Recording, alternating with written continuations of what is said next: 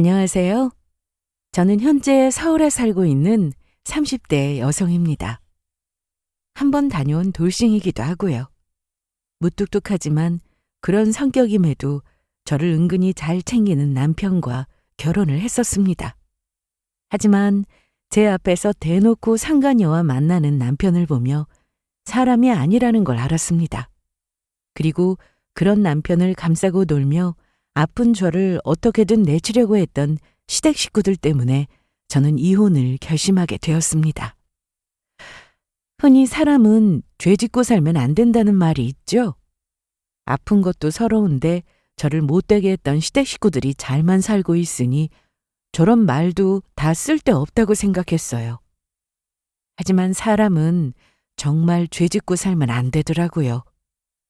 특히 시모는 제가 몹쓸 병에 걸려서 자기 아들까지 병들게 될까봐 걱정이라는 말까지 했습니다. 제가 아파서 일상생활을 하기 힘든 순간에도 시어머니는 저런 막말을 했는데 결국 저 말에 책임을 져야 했습니다.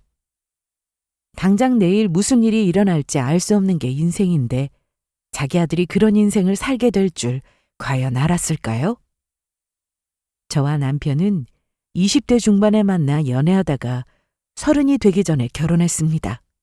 엄청 다정한 성격은 아니었지만 연애 때도 저에게 무심한 듯 챙겨주는 모습이 참 좋았습니다.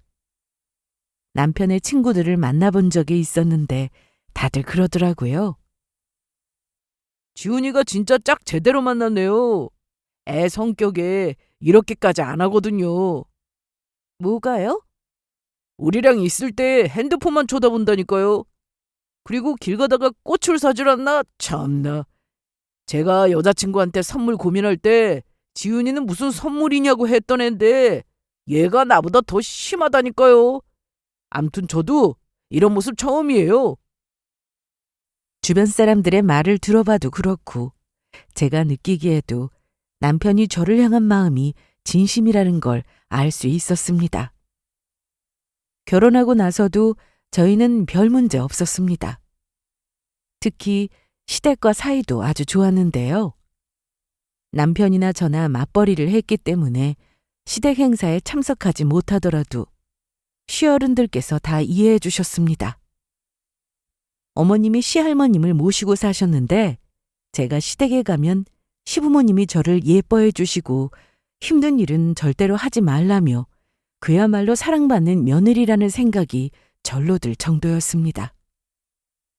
결혼을 하고 나서 시댁에서 김장을 하는 날, 마침 주말이라 저와 남편이 일찍 시댁으로 갔는데 사랑받는 만큼 더 열심히 하려고 했습니다. 어머님, 이거 마늘 갈아야죠? 그래. 믹서기 들고 가서 갈아와. 네. 그리고 그거 다 끝나면 나랑 속 버무리자. 네, 어머님. 그런데 나이가 많으신 시할머님께서는 제가 너무 말랐다면서 그 몸으로 무슨 일을 하겠냐는 말씀을 하셨습니다. 제가 키도 좀 작은 편이고 말라서 힘이 없어 보이긴 했으나 그래도 할 일은 잘했습니다. 넌 살 좀 찌워. 몸이 그게 뭐야? 그래서 어디 나중에 애 낳겠어? 제가 살이 잘 안 찌는 체질이라서요. 먹는 건 많이 먹어요. 맞아요, 할머니. 현아가 저보다 많이 먹어요. 처음에는 시할머님이 저를 걱정해 주시는 거라고 생각했습니다. 말라서 약해 보이니 살도 좀 찌고 밥도 많이 먹으라고 하셔서 알겠다고 했죠. 하지만 시댁에 가면 시할머니와 계속 트러블이 생겼습니다. 시할머니는 연세가 많으심에도 목소리도 크시고 남아 선호 사상이 강하신 분이었어요. 특히 제 남편은 할머니 손에 자랐다고 했는데 그러다 보니 남편은 어머님보다 할머니를 더 끔찍하게 생각했습니다. 저도 어렸을 때 할머니와 한 집에 살았기 때문에 그 마음을 모르는 건 아닌데 결혼하고 시할머니와 부딪히는 일이 많은 게 참 스트레스였습니다. 결혼 전에 시댁에 인사를 갔을 땐 그렇게 잘해주시더니 막상 결혼을 하고 나서는 저한테 말도 툭툭 내뱉으시고 저를 남편 밥 해주는 사람으로 부르시더라고요. 어머님은 나이도 많고 원래 성격이 그러신 분이니 저더러 그냥 이해하라고 하셔서 저도 크게 분란 만들고 싶지 않아 조용히 넘어갔습니다. 그래도 제가 회사를 다니고 있으니 시댁에 자주 가지는 않았습니다. 자주 가야 주말에 가서 밥 한 끼 먹고 오는 정도였는데 시댁과 저희 집은 거리도 가까워서 명절에도 자고 오진 않았습니다. 그나마 다행이라고 생각한 건 시부모님이나 남편이 저를 많이 이해해 주신다는 점이었습니다. 저는 제가 노력하면 시할머님과도 사이가 얼마든지 좋아질 수 있을 거라 생각했어요. 하지만 그건 불가능한 일이었습니다. 어느 날 퇴근 준비를 하고 있을 때 시할머니께서 저에게 전화를 하셨는데 받아보니 너무 보고 싶으니 시댁으로 오라고 하셨습니다. 물론 보고 싶다는 사람은 제가 아니라 제 남편이었습니다. 저더러 같이 만나서 오라는 말씀이셨죠.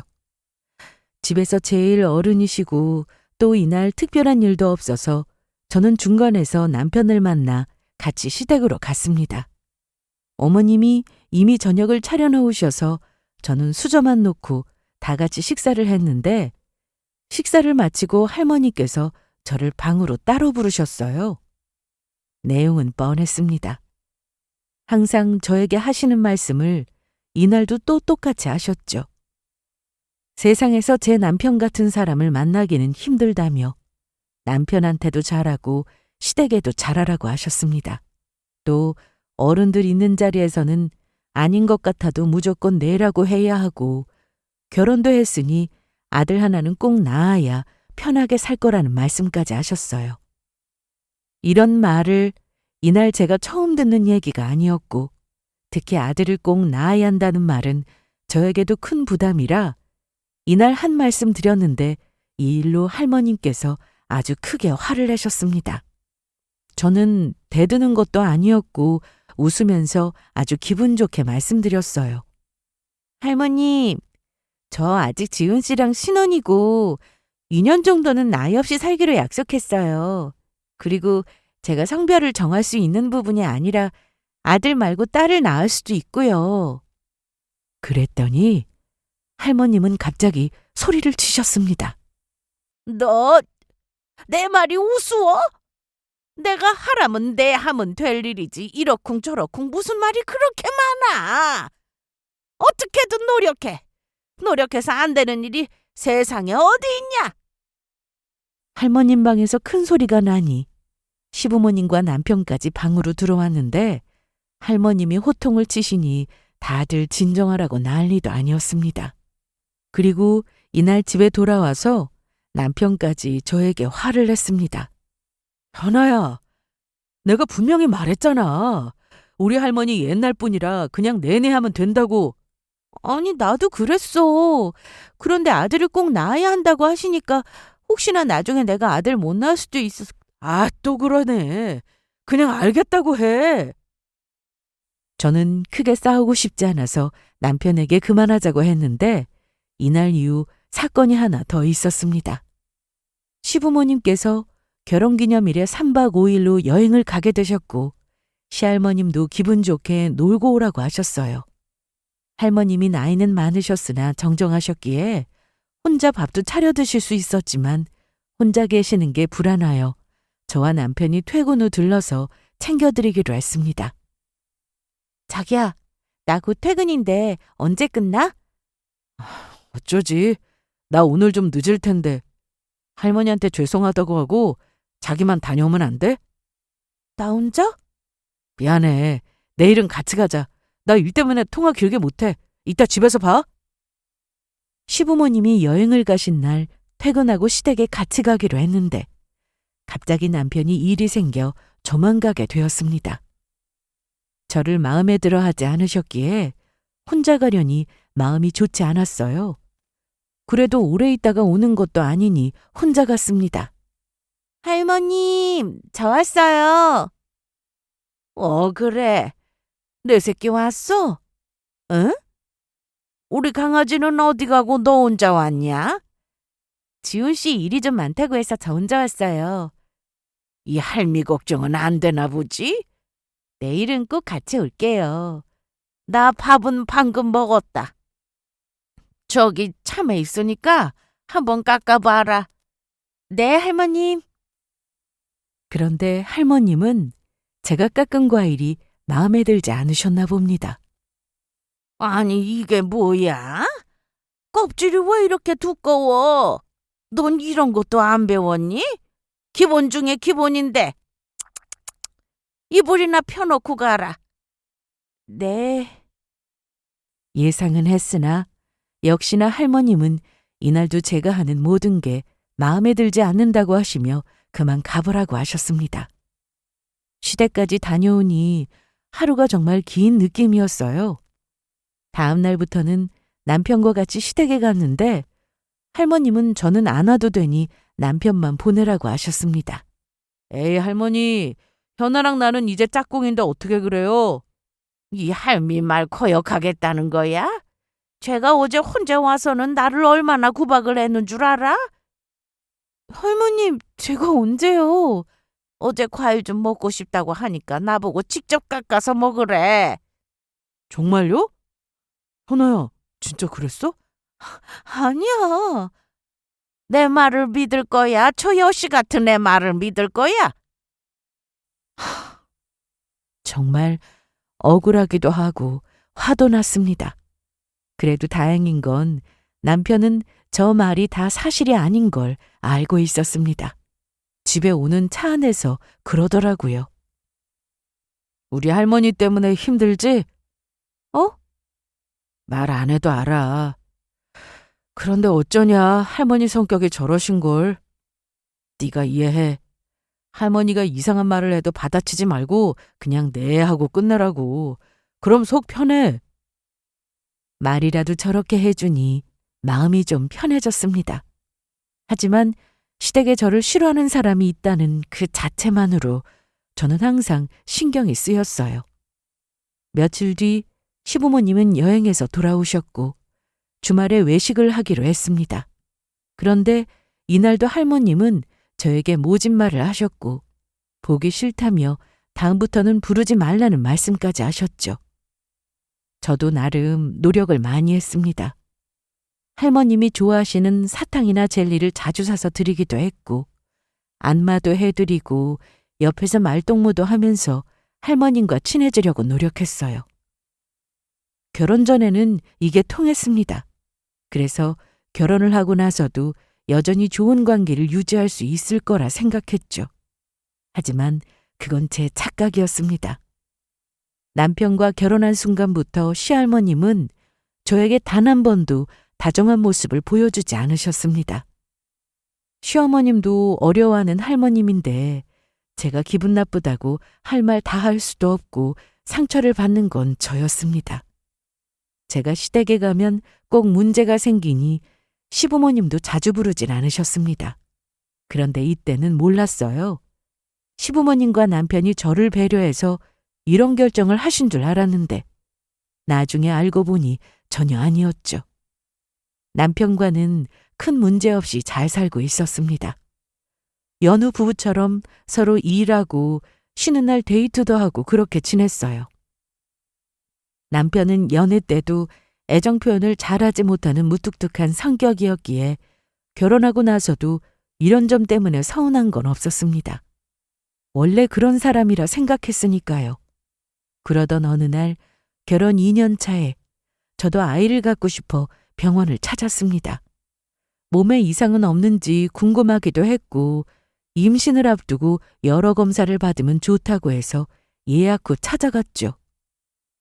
산정검사를 포함한 건강검진을 받았는데 이때 유방암 소견으로 촬영수를 추가로 받게 되었습니다. 생각지도 못했던 일이라 처음엔 당연히 오진이라 생각했어요.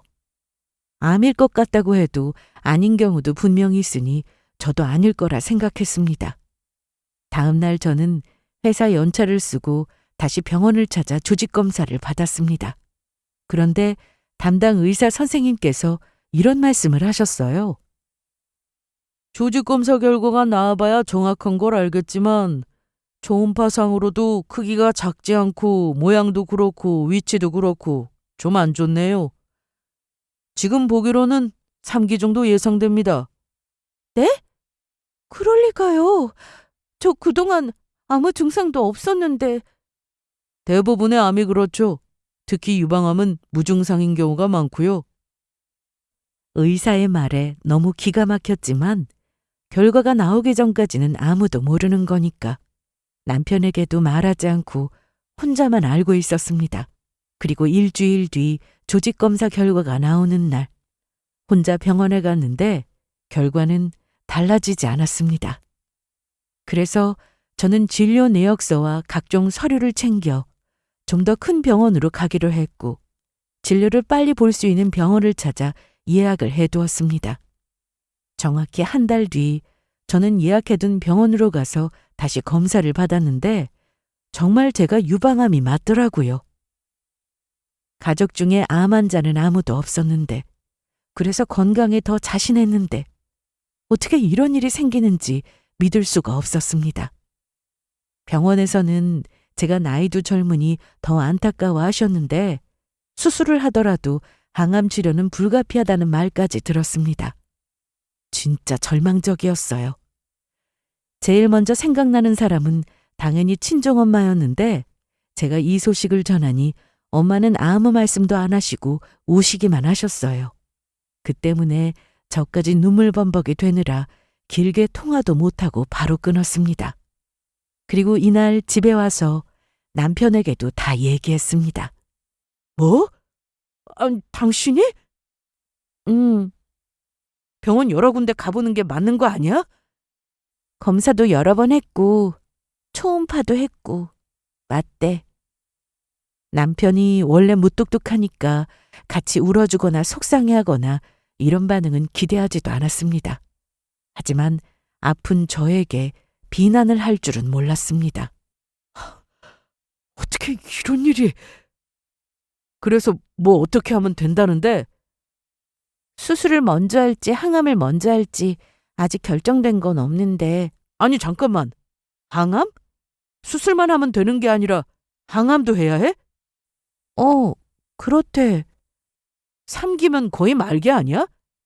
말개는 손도 못 쓰는 단계고 그래도 나는 치료가 가능하댔어. 아니, 넌 평소에 건강관리도 제대로 안 하고 이게 뭐냐? 암이라니.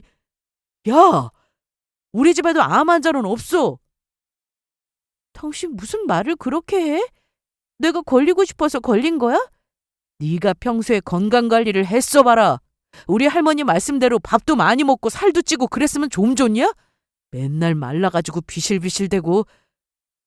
병원에서 결과를 들었을 때보다 남편의 저런 말이 더 상처였습니다. 연애할 때는 제가 말라서 좋다고 했던 사람이었어요. 여자든 남자든 살찌만 보기 싫다면서 저한테 살이 잘 찌지 않은 체질이니까 복받은 거라는 말까지 했던 사람입니다. 말랐다고 하니 제가 무슨 뼈밖에 없는 체형이라고 생각하실 수 있는데 딱 제 키에 맞는 체중이었습니다. 처음엔 남편도 속이 상하니 마음에도 없는 말을 하나보다 싶었지만 저 때문에 앞으로 암 환자 가족력이 생기게 됐다며 끝까지 저에게 상처가 되는 말을 했습니다. 그래서 제가 너무 서러워 눈물을 보이니 남편은 그제야 자기도 너무 화가 나서 한 말이라며 사과를 하더라고요. 뭘 또 울어? 미안해. 나도 모르게 진짜 미안하다. 우리 치료 잘 받아가지고 잘 이겨내자. 어? 남편의 말이 상처가 되긴 했지만 저는 치료에 집중하기로 했습니다. 3기라는 말이 너무 절망적이었으나 그래도 치료가 가능하다고 하니 희망을 가졌습니다. 회사에도 사정을 얘기하고 당분간 쉬면서 치료를 받기로 했는데 아무래도 집보다는 친정이 나을 것 같아 친정에서 지내게 되었습니다. 마침 치료받을 병원도 친정이 더 가까워서 잘 됐다고 생각했어요. 저는 림프절 전이가 좀 진행된 상태였는데 수술 먼저 하기로 했다가 항암을 먼저 시작하기로 했습니다.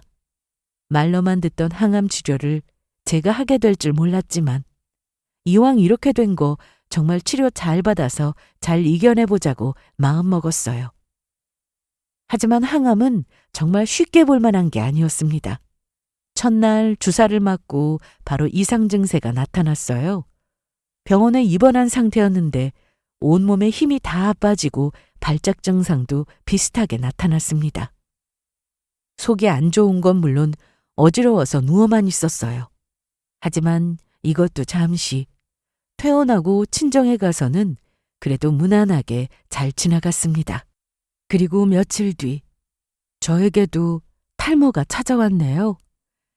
생각보다 놀라진 않았습니다. 저보다 놀란 건 엄마였어요. 현아야,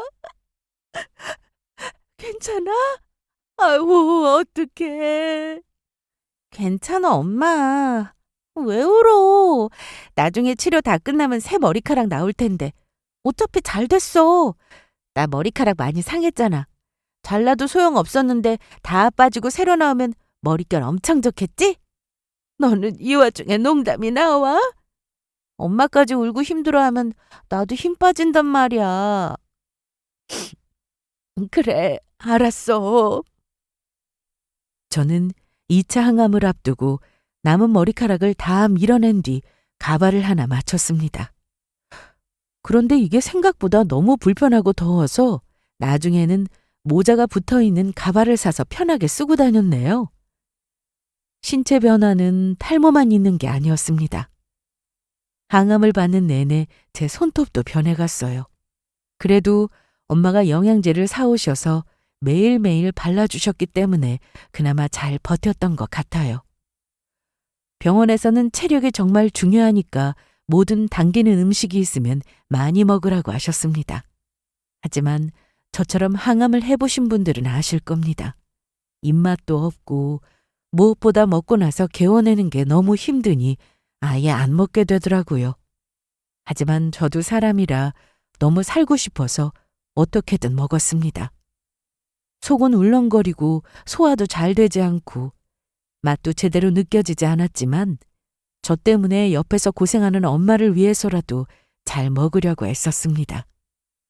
남편은 가끔 친정에 와서 저를 보고 가긴 했지만 정말 말 그대로 얼굴만 잠시 보고 가는 정도였습니다. 솔직히 미안한 마음이 더 컸습니다. 제가 건강했더라면 지금쯤 남들과 같이 평범하게 살고 있을 거고 아이도 생겼을지 모르니까요. 저는 항암으로 체중이 평소보다 더 빠진 상태였는데 살찌우는 건 생각만큼 쉬운 게 아니었습니다. 그리고 얼마 뒤 저는 다시 항암을 위해 입원을 했습니다.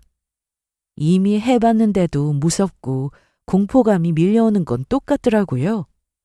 저는 머리카락이 다 빠진 건 물론 눈썹과 속눈썹도 거의 다 빠진 상태였습니다. 모자를 써도 마스크를 써서 가려도 이건 누가 봐도 환자였죠. 그래서 항암을 하고부터는 거울 보기가 너무 싫어지더라고요. 암튼 다시 입원을 하고 엑스레이 촬영 후 피검사도 하고 수액 연결도 했습니다. 그리고 다음 날 항암 주사를 또 맞았습니다. 식욕은 없었으나 엄마가 싸주신 고구마가 생각나 먹었고 그 다음 날 약을 잔뜩 받아서 퇴원 준비를 했습니다. 엄마가 데리러 오셔서 바로 친정으로 가면 되었는데 이날은 집에 들러 옷을 좀 챙겨야 해서 오랜만에 집에 갔습니다. 주말이라 남편이 혹시나 자고 있진 않을까 싶어 엄마가 올라가면 불편할 수 있다며 엄마는 주차장에서 차 안에 계셨고 저 혼자 올라갔습니다. 그런데 이날 남편이 저를 보고는 깜짝 놀랐어요. 현아야, 연락도 없이 왔어? 혼자 온 거야? 아니, 엄마랑 같이 왔는데 엄마 지금 주차장에 계셔. 근데 너 몰골이 그게 뭐야? 좀 그렇지. 항암하느라. 좀 징그럽다. 뭐? 아니, 내 말은 여기 더 빠지면 그럴 것 같으니까 잘 먹으라고. 내가 전에 갈비 보냈는데 그건 먹었어? 잘 먹었어. 그런데 현관에 있던 구두가 뒤늦게 눈에 들어왔습니다. 여자 구두였어요. 그런데 집에 누구 왔어? 어? 저 신발 못 보던 건데? 그런데 그때 안방에서 어떤 젊은 여자가 나왔습니다. 누구세요? 오빠 말대로 안색을 보니까 살 날이 얼마 안 남았네. 뭐라고요? 진짜 이혼할 필요 없겠는데? 남편은 상간녀가 방에서 나오며 저런 말을 하는데도 전혀 당황하지 않았고 저더러 빨리 물건을 챙겨서 가보라고 했습니다. 그동안 저 모르게 남편이 바람을 피우고 있었다는 것도 충격인데 상간녀의 말에 남편이 가만히 있는 모습을 보며 저게 사람인가 싶었습니다. 어떻게 나 몰래 바람을 피워? 그리고 집에서 둘이 뭐 하는 거야? 나도 내 인생 생각해야지. 내가 너만 바라보고 살라는 건 너무 이기적인 거 아니야? 상간녀는 남편의 옆에서 제가 곧 죽을 것 같으니 힘들게 이혼할 필요도 없겠다고 했고 저는 가뜩이나 기운도 없어서 그 상황에 제가 뭔가를 할 수 있는 건 없었습니다. 이날 저는 필요한 물건만 챙겨 급히 집에서 나왔는데 엘리베이터에서 내리자마자 다리에 힘이 풀려 엄마의 부축을 받고 겨우 차에 탔습니다. 현아야, 괜찮아? 감사방 집에 없었어? 있었어. 그럼 같이 내려오지. 아니면 엄마한테 전화하라니까. 아니야. 얼른 가자, 엄마. 당장이라도 상간녀의 머리채라도 잡고 싶은 심정이었으나 이건 그렇게 끝날 일이 아니었습니다. 제 몸 하나 건사하기 힘든 이 상황에 상간녀와 제가 어떻게 싸우겠어요? 또 제가 이혼 도장을 쉽게 찍어주면 두 사람만 좋은 일인데 그 꼴은 또 못 보겠더라고요. 저는 이날 큰 충격을 받았는데 더 이를 악물고 꼭 이겨내야겠다고 생각했습니다. 아직 항암이 한참이나 남았기에 열심히 치료를 받았습니다. 밥도 많이 먹고 기운이 나면 나가서 걷기도 많이 하면서 다음 항암을 준비했어요. 저는 5개월이 넘는 시간 동안 항암 치료를 받았습니다. 그리고 드디어 수술 날짜가 잡혔습니다. 전 절제를 해야 했고 보형물로 보건술도 함께 진행한다고 했습니다. 이외에도 림프절 생검과 여러 시술을 할 거라고 하셨는데 여러 번 들어도 용어가 참 어렵더라고요. 수술은 평일 오전에 진행될 예정이었는데 제 옆에는 엄마와 아빠 두 분이 함께 계셨습니다. 수술 시간은 1시간 반으로 생각보다 길진 않았는데 병실에서 눈을 뜨니 극심한 고통이 밀려왔습니다. 남들은 항암보다 수술이 더 할만하다고 많이 들었는데 그래서 저도 그럴 줄 알았어요. 하지만 저는 수술 후 더 힘들었습니다. 손이나 팔이 퉁퉁 부었고 혼자 밥 먹는 것도 힘들고 화장실 가서 볼일 보는 것도 저에게는 그야말로 고난이도였죠. 그런데 의사 선생님께서 제 몸 상태를 보러 병실에 오셨을 때 남편이 병원에 다녀갔었다는 얘기를 들었습니다. 언제요? 현아 씨가 항암 3차인가 받을 시기였을 거예요. 기가 막히네요. 이런 말을 해야 하나 고민했는데 아무래도 알고 있는 게 좋을 것 같아서. 감사합니다. 수술은 잘 됐으니까 걱정 말고 앞으로 림프 부종 예방을 위해서 팔도 아껴주세요. 힘든 일 하지 말고 공주처럼 팔 많이 안 쓰는 게 좋아요. 그리고 방사선 치료 남은 거 알죠? 네. 아직 갈 길이 멀지만 그래도 큰 산을 넘은 기분이라 감사했습니다. 저는 그렇게 일주일 정도 입원해 있다가 퇴원했습니다.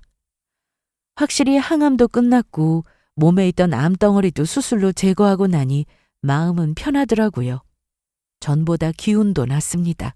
그리고 미뤄뒀던 그 일도 시작하게 되었습니다.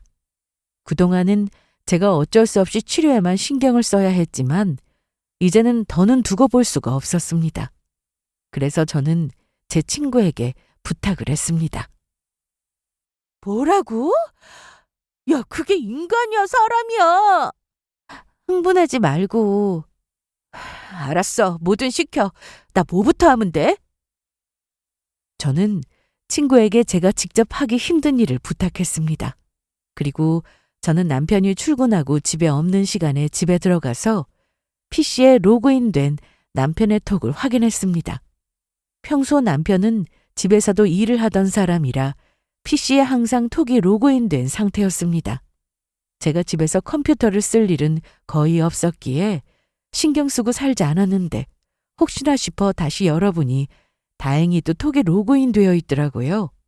그렇게 저는 남편과 상간녀가 언제부터 만났는지, 만나서 뭘 했는지 확인할 수 있었습니다. 그리고 그날 상간녀가 제 앞에서 왜 그렇게 뻔뻔할 수 있었는지 그 이유도 알게 됐습니다. 시댁에서는 이미 상간녀의 존재를 알고 있었습니다. 제가 암 진단을 받기 전부터 남편은 저 몰래 바람을 피우고 있었는데 얼마 전에는 시할머니 구순잔치에 상간녀가 참석해 가족 사진도 찍은 사실을 알게 됐습니다. 남편이 사진이 나왔다며 상간녀에게 톡으로 사진 여러 장을 보냈길래 확인해 보니 다들 밝은 표정이었어요. 특히 상간녀는 시할머니 옆에서 다정하게 웃으며 사진을 찍었는데 그걸 보는 저는 억장이 무너졌습니다.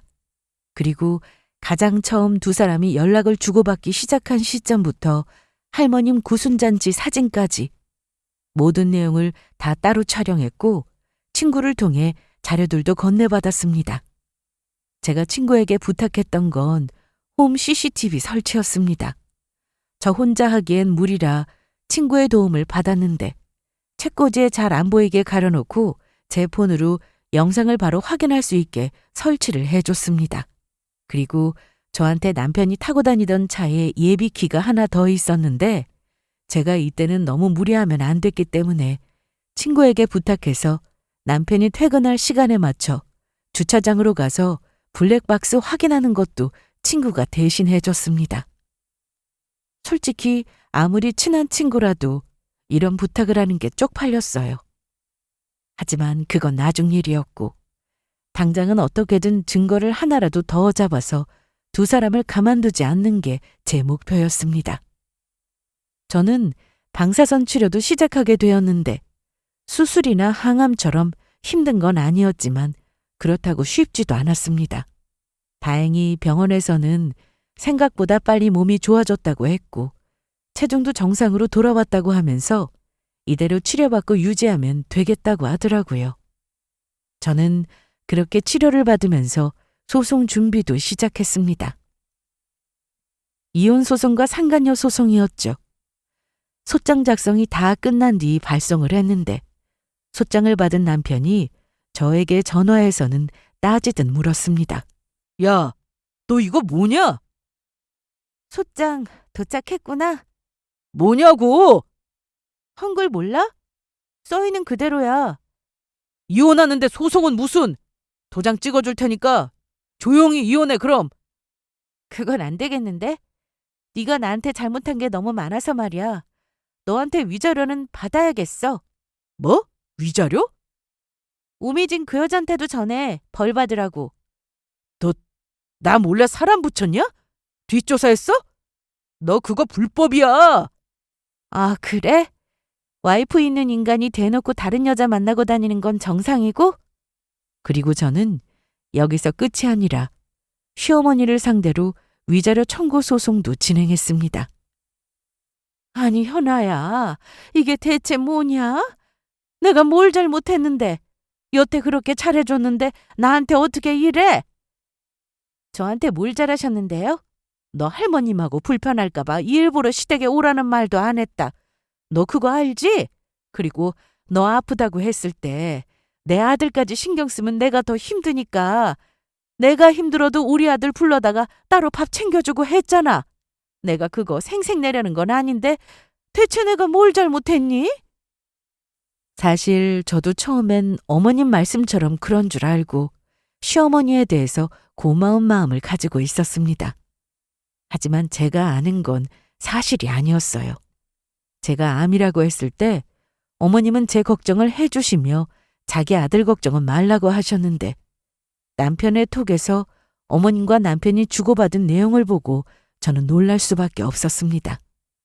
제가 힘들어서가 아니라 자기 아들이 암 환자인 저와 같이 밥을 먹는 게 싫어서 그런 거였어요. 귀찮게 뭐하러 그래요. 밥이야 같이 먹어도 되는 건데. 집도 멀지 않은데 그냥 오라면 와.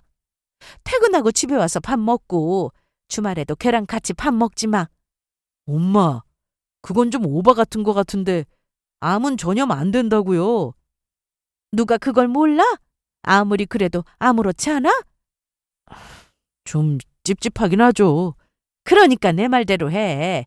현아한테는 내가 불렀다고 하고 힘들게 밥하지 말라고 해.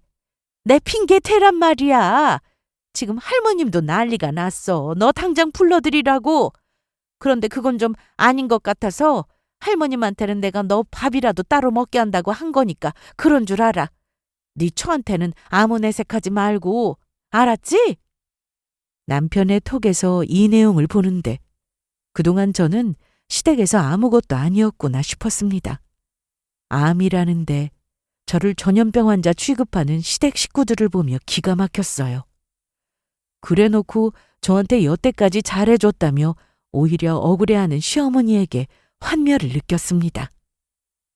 이래도 아니라고 하실 거예요? 아니, 그게 말이야, 현아야. 그리고 어머님 아들이 바람 피우고 있는 거 아셔놓고도 그간 저한테 아무 말씀 안 하시고 심지어 할머니 구순잔치에 상간녀가 가서 가족이 다 함께 사진도 찍었던데 이건 어떻게 설명하실래요? 제가 너무나도 정확하게 알고 있으니 어머님은 더 말을 잇지 못하셨습니다. 남편이나 상간녀도 괘씸했지만 이 사실을 다 알고도 저를 속인 어머님이 너무 미웠는데 변호사 상담 때 알아보니 불법 행위 관련 손해배상 위자료 청구가 가능하다고 하더라고요. 그럼 어쩌냐? 그러지 말라고 해도 말을 안 듣는데. 지금 하신 그 말씀 책임지실 수 있어요? 뭐? 어머님이 지훈 씨한테 그러지 말라고 말리셨다고요? 그래! 다 큰아들을 내가 때릴 수도 없고 나더러 어쩌라고. 아니던데요. 어머님이 지훈 씨한테 보낸 톡에서는 그런 내용이 전혀 없던데요. 혼내기는커녕 저한테 들키지 말라고 하셔놓고 어떻게 그런 거짓말을 아무렇지 않게 하실 수 있어요? 어머님은 남편에게 바람 피우는 것에 대해서 뭐라고 하시지도 않고 오히려 저한테 들키는 일이 없도록 조심하라고 조언까지 하셨습니다. 기가 막히는 일이었죠. 제가 한 번에 소송을 거는 바람에 시댁은 그야말로 난리가 났습니다.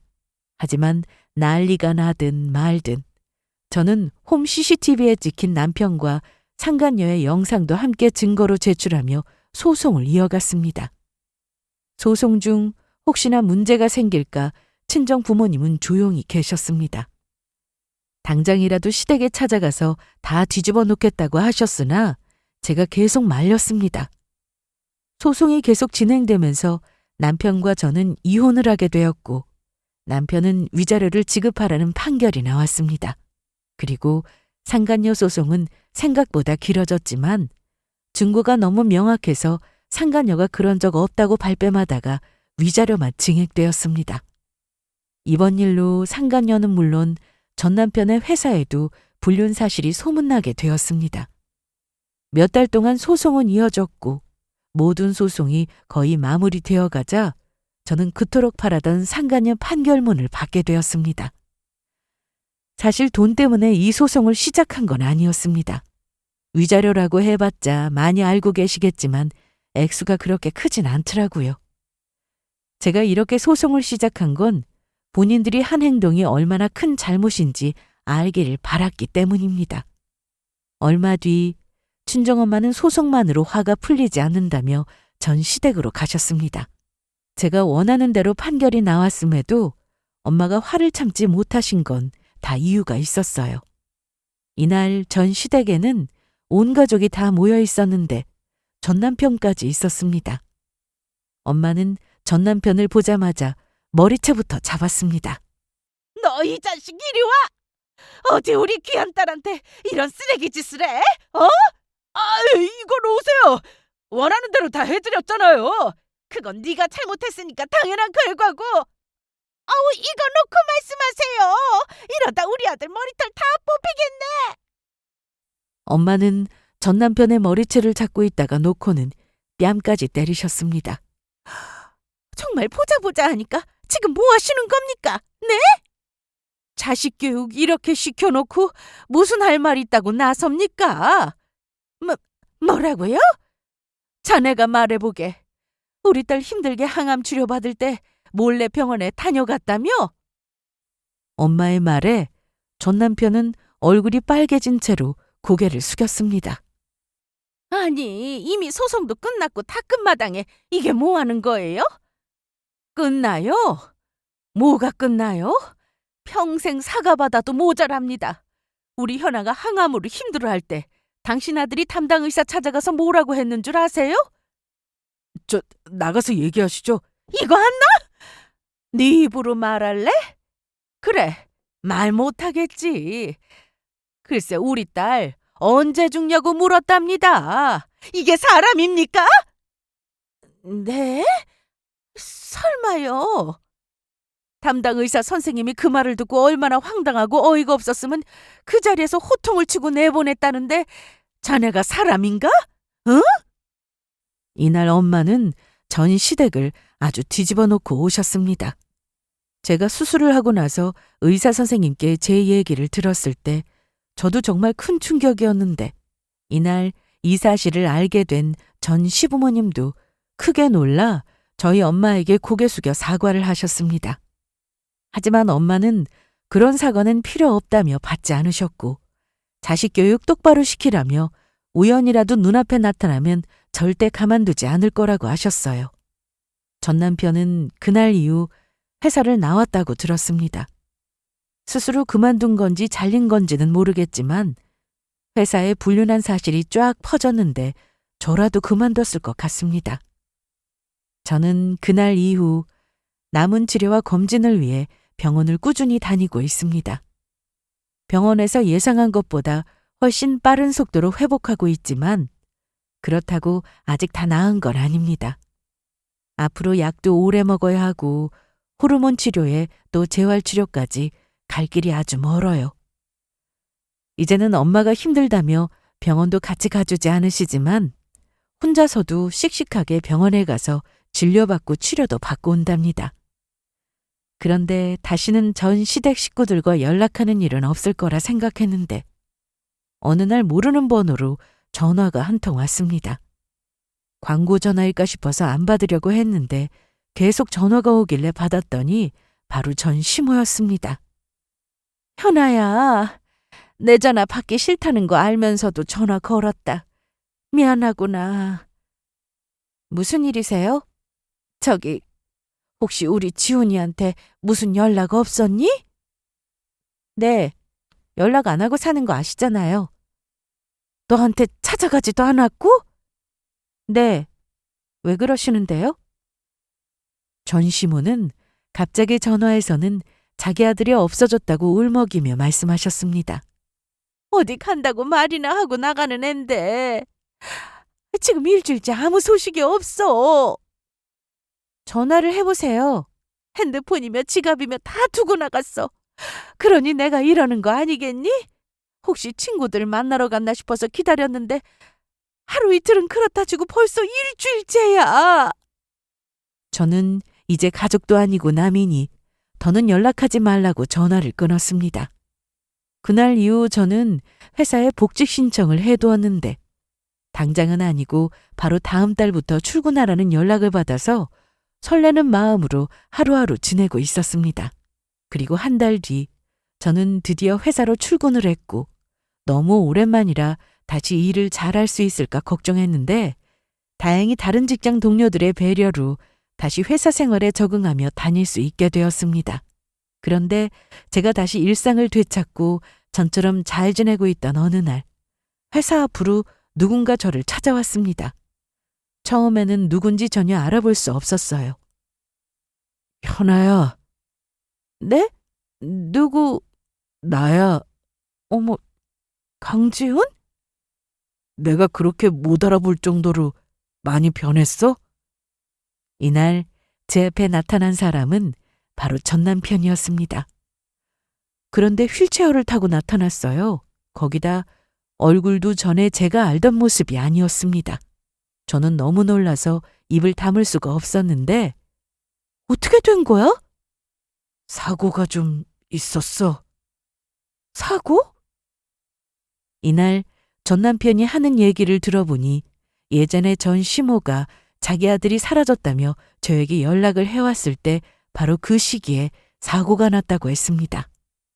상간녀가 나오라고 해서 나갔다가 자기를 차에 태워 내리지도 못하게 하고 무작정 달렸다고 하더라고요. 심지어 상간녀는 그 당시 술을 마셨는데 음주운전을 한 겁니다. 전 남편이 상간녀에게 그만 헤어지자고 했다는데 상간녀가 그 말에 화가 나서 저지른 일이라네요. 음주운전이었고 과속까지 하는 바람에 결국 사고가 났는데 상간녀는 경미하게 다쳤지만 전 남편은 하반신 마비가 되었다면서 얼굴도 많이 다쳐서 전과 다른 얼굴이 된 거라고 했습니다. 그 얘기를 듣는데 온몸에 소름이 돋았습니다. 무슨 드라마에서나 나올 법한 이야기라 너무 무서웠고요. 휠체어를 타고 불쌍한 모습으로 제 앞에서 울면서 저런 얘기를 하는데 솔직히 예전에 저라면 저도 마음이 좋지 않았을 겁니다. 하지만 그동안 전 남편이나 전 시댁으로부터 당한 게 너무 심해서인지 하나도 불쌍해 보이지 않았습니다. 나 재활운동 열심히 하고 있어. 그런데 내가 두 발로 다시 일어나면 나 다시 만나줄래? 제정신이야? 너 나한테 했던 거 그새 잊었어? 알아. 그래서 네가 나 다시 받아주면 나 평생 너한테 잘하며 살게. 그 말 하고 싶어서 왔어. 그런 거 필요 없어. 잘못한 거 알았으면 나랑 다시 잘해볼 생각 말고 평생 반성하고 살아. 현아야, 내가 여전히 아팠으면 네가 이렇게 날 찾아왔을까? 그랬을 거야. 정말이야. 내가 죽길 바랬던 사람 입에서 나올 말은 아닌 것 같다. 어떻게 하면 내 말 믿어줄래? 내가 네 말을 왜 믿어야 하는데? 이제 걷지도 못하고 일도 못해서 돈도 못 버니까 내가 생각났니? 와, 넌 어쩜 끝까지 이렇게 최악이야? 현아야, 미안해. 나 정말 사고 난 이후로 반성 많이 했어. 아니야, 하고 있어. 내가 볼 땐 아직 멀었어. 그런 짓을 하고 나를 찾아올 정도면 넌 아직 정신 못 차린 거야. 내가 너라면 절대 내 앞에 못 나타나지. 그러길래 인생 좀 똑바로 살지 그랬니? 다 네가 한 만큼 돌려받은 거야. 저는 그날 이후로 몸이 정말 많이 좋아졌습니다. 평소 운동을 별로 좋아하지 않았는데 사람이 아프고 나니 새 사람이 되는가 봅니다. 저는 일상생활이 가능한 날부터 지금까지 계속 운동을 꾸준히 했어요. 매일 운동을 한다는 건 정말 쉬운 일이 아니었는데 다시 건강을 되찾은 것에 감사하는 마음으로 살다 보니 귀찮은 생각도 들지 않더라고요. 그리고 이건 나중에 들었는데 전 남편을 그렇게 만든 상간녀를 전 시댁에서 고소를 했다고 합니다. 납치해서 살인미수까지 엮으려고 하는 것 같은데 결과는 모르겠네요. 제가 알 필요도 없고 알고 싶지도 않고요. 이번 일로 정말 사람은 죄를 짓고 살면 안 된다는 걸 다시 한번 느꼈습니다. 당장은 아니더라도 언젠가는 그 잘못에 대한 대가를 꼭 치르게 되는 것 같아요. 암튼 저는 물론 저희 부모님은 요즘 정말 행복하게 잘 지내고 있습니다. 특히 제가 많이 회복하고 밝은 모습으로 사는 걸 보시고는 매일같이 감사하다는 말씀을 입에 달고 사세요. 저는 부모님이 더 나이 드시기 전에 여행 갈 계획을 세우고 있습니다. 가까운 곳이든 먼 곳이든 어디든 시간이 되는 대로 많이 다니고 싶더라고요. 그리고 정말 중요한 거, 건강검진도 제가 따로 병원에 예약해서 받게 해드리고 있습니다. 여러분들도 지금 건강에 너무 자신하지 마시고 꼭 검진을 받으세요. 아프면 저만 손해더라고요. 저는 계속해서 병원에 다니며 주기적으로 몸 상태를 체크하고 관리를 해야 하지만 그것마저도 감사하게 생각하고 있습니다. 고통스런 항암에 큰 수술까지 받고 나니 아주 사소한 일도 저에게는 정말 소중하게 느껴집니다. 매일 아침 건강하게 눈을 뜰 수 있음에 감사하고 하루를 무사히 보냈음에 감사하며 앞으로도 이런 마음으로 인생을 살아가려고 합니다. 제 사연을 끝까지 들어주신 여러분들께도 감사 인사드리며 제 이야기는 여기서 이만 마치도록 하겠습니다.